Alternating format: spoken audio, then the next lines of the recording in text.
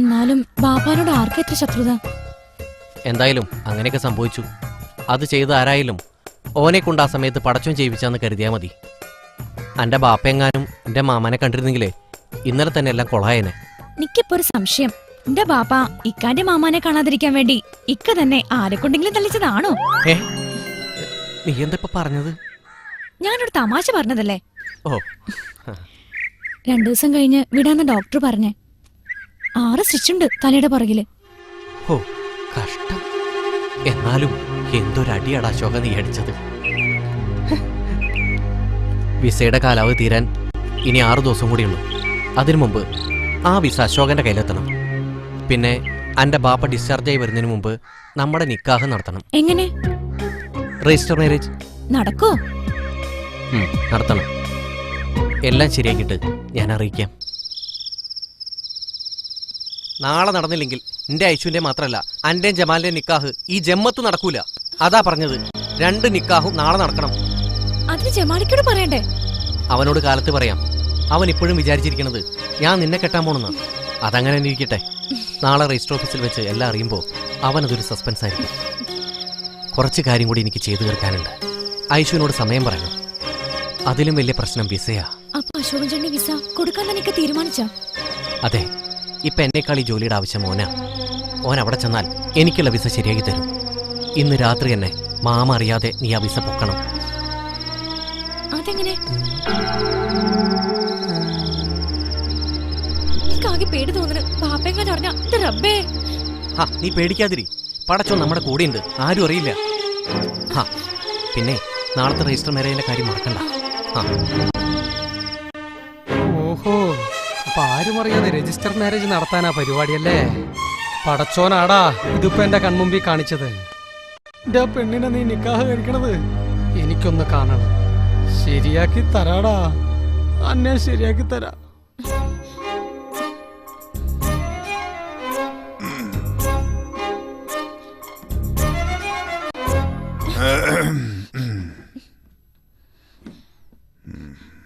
പഠിച്ചോനെ തുറയണില്ലല്ലോ.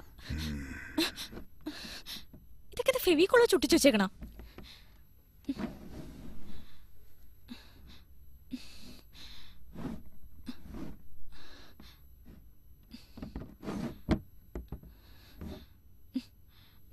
പഠിച്ചോനെ ഈ വിസ വരാനാണ് ബുദ്ധിമുട്ട്. ഇതിപ്പോ വന്ന വിസ നോക്കിയെടുക്കാനാണ് ബുദ്ധിമുട്ട്.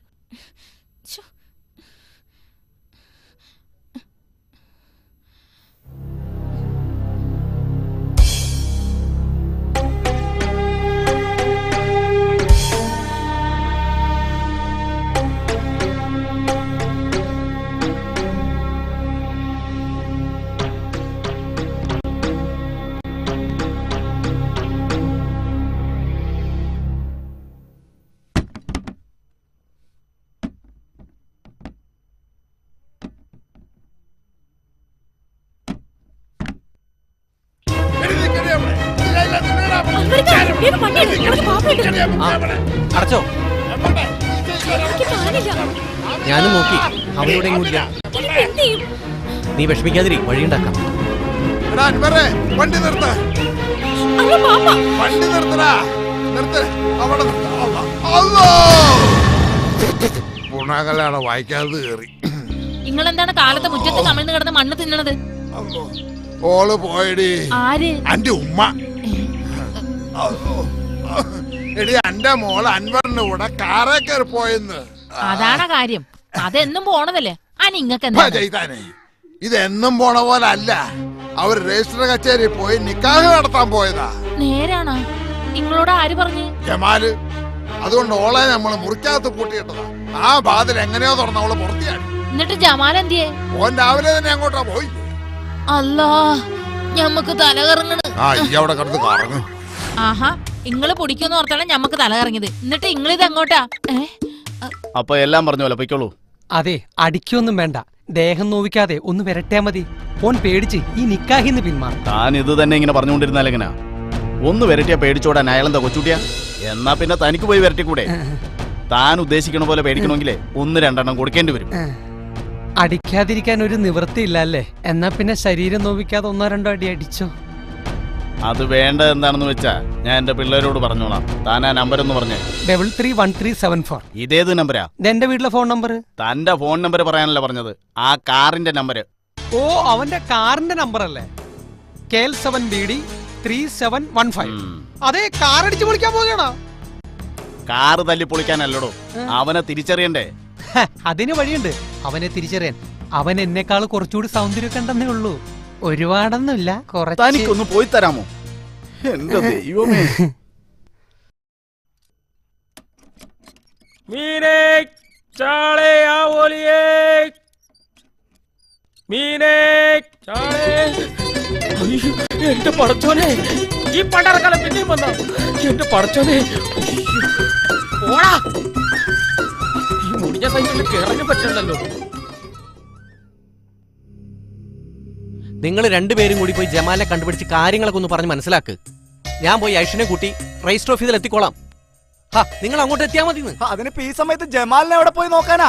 ഇവിടെ അടുത്തെവിടെയെങ്കിലും കാണും. നിങ്ങളൊന്ന് പോയി അന്വേഷിക്കേ. അവനെ കണ്ടുപിടിച്ചില്ല കാര്യങ്ങളാകെ പുലിവാലോ. പടച്ചോന്റെ സഹായം കൊണ്ട് കാര്യങ്ങൾ ഇവിടം വരെ എത്തിച്ചത്. പഠിച്ചോനെ, നിക്കാണെങ്കിൽ കൈയും കാലും വരച്ചിട്ട് വയ്യ. നീ ബേജാറാവേണ്ടിരി, ഓനെ നമുക്ക് കണ്ടുപിടിക്കാം. അല്ല, ഇനിയിപ്പോ വല്ല സംവിധായകരുടെ വീട്ടിൽ പോയി കാണോ? ഏയ് ഇല്ല, ഷർട്ട് ഷൂസൊക്കെ മുറി തന്നെ ഉണ്ട്. ഓ, അങ്ങനെയാണെങ്കിൽ ഉറപ്പായിട്ടും അവൻ ഇവിടെ എവിടെയെങ്കിലും കാണും. നിങ്ങൾ ആ പിള്ളച്ചന്റെ കടയിലോ അവൻ സ്ഥിരം പോകാറുള്ള സ്ഥലങ്ങളോ പോയി നോക്ക്. എന്റെ ലൈവ് ഇപ്പൊ എവിടെ പോയി നോക്കും നമ്മൾ? തിരിച്ചു വല്ല വളരെ.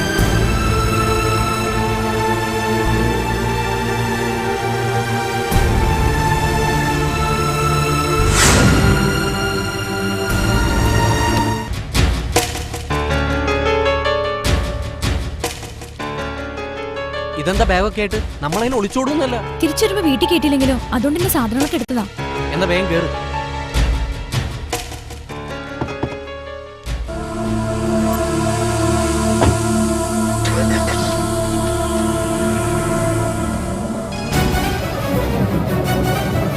എങ്ങും കാണില്ലല്ലോ. പേടിക്കണ്ട, നമുക്ക് എവിടെയെങ്കിലും കണ്ടുപിടിക്കാന്ന്. എവിടെ? ജമാലേ, നിന്നെ എന്നോട് എവിടെയൊക്കെ നടന്നറിയോ? എന്താ കാര്യം?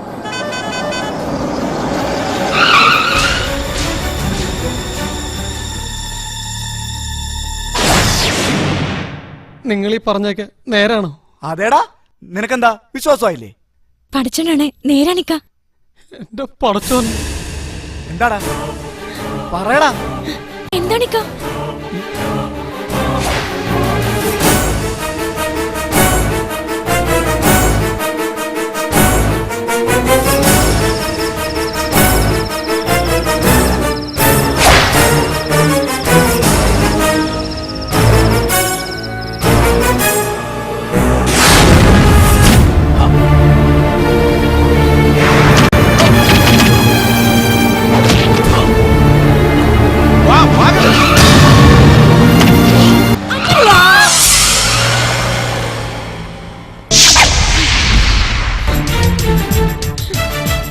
എന്നോട് ക്ഷമിക്കണം പറ.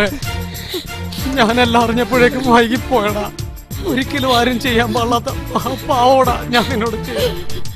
സാരല്ലേ, തെറ്റിദ്ധാരണ മൂലം ചെയ്തത് തന്നെ. നിന്നെ പോലെ തന്നെ ഞങ്ങളും തെറ്റുകാരാ. നിന്നോടല്ല, മറച്ചു വെച്ചതുകൊണ്ടല്ല.